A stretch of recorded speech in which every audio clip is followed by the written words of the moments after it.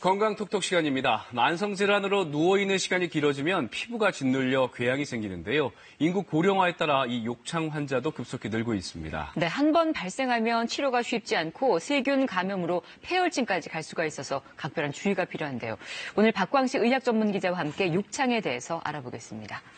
네, 박 기자, 실제로 이 욕창 환자가 꾸준히 늘고 있는 추세인가요? 네, 이게 늘고 있습니다. 먼저 욕창에 대해서 좀 설명을 해보면요. 다른 말로는 이 압력궤양이라고 불립니다. 네. 신체 특정 부위에 지속적인 압력이 가해졌을 때 이 피부가 혈액순환이 되지 않으면서 썩는 병입니다. 예를 들어 이 하반신 마비가 있는 환자의 경우에 이렇게 누운 상태에서 이 침대와 맞닿는 부위가 있겠죠.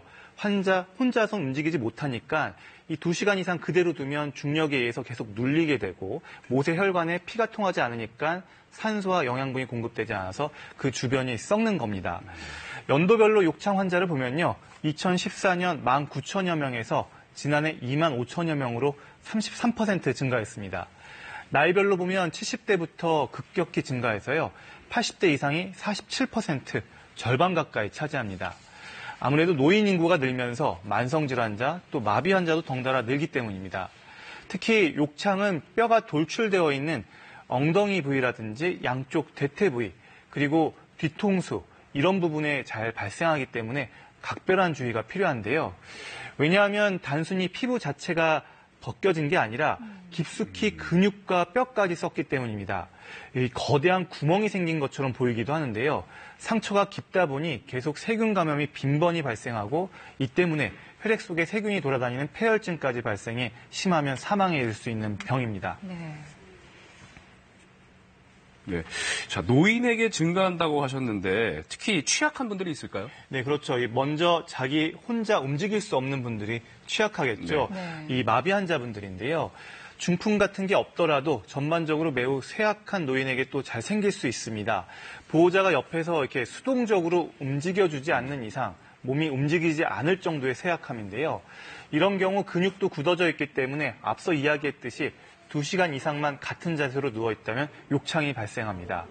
한 번 발생한 욕창은 소독치료나 자연치료가 거의 되지 않는다고 보시면 됩니다. 따라서 예방이 무엇보다 중요한 병이고요. 병원에서 압력을 분산시키는 에어 매트리스를 이용하거나 여러 가지 체위 변경을 해줍니다.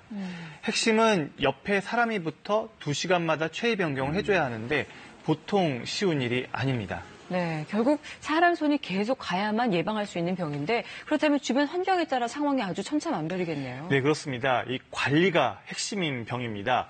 제가 욕창을 앓고 있는 환자 보호자를 직접 만나봤는데요. 보시는 화면에서 보면 이 60대 남성은 지난해 뇌진탕과 뇌출혈로 쓰러졌습니다. 수술 후 약 4달 동안 요양병원에 있다가 엉덩이 쪽에 이 욕창이 발생했는데요. 네.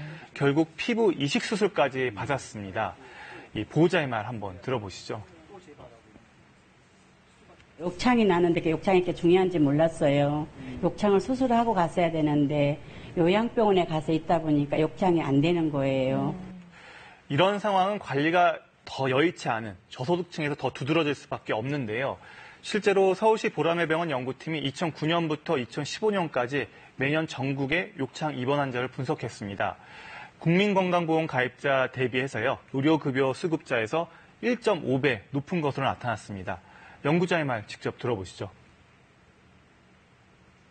저소득층 같은 경우에는 일단 의료시설의 접근 자체도 용이하지 않을 뿐더러 환자 관리에 대한 의지도 매우 약한 경우가 많습니다.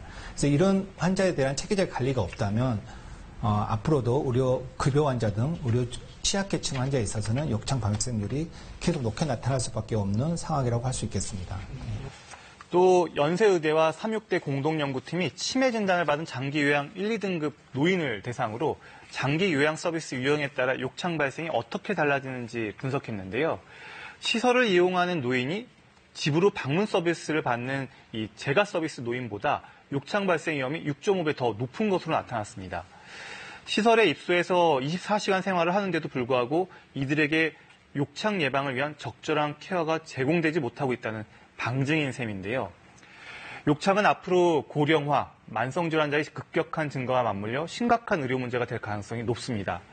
무엇보다 욕창에 취약한 노인들을 잘 돌볼 수 있도록 정부의 모니터링은 물론 노인 돌봄 종사자에 대한 교육과 의료 취약계층에 대한 체계적 지원이 시급해 보입니다. 네, 건강톡톡 오늘은 욕창에 대해서 살펴봤습니다. 박강식 의학전문기자였습니다. 잘 봤습니다.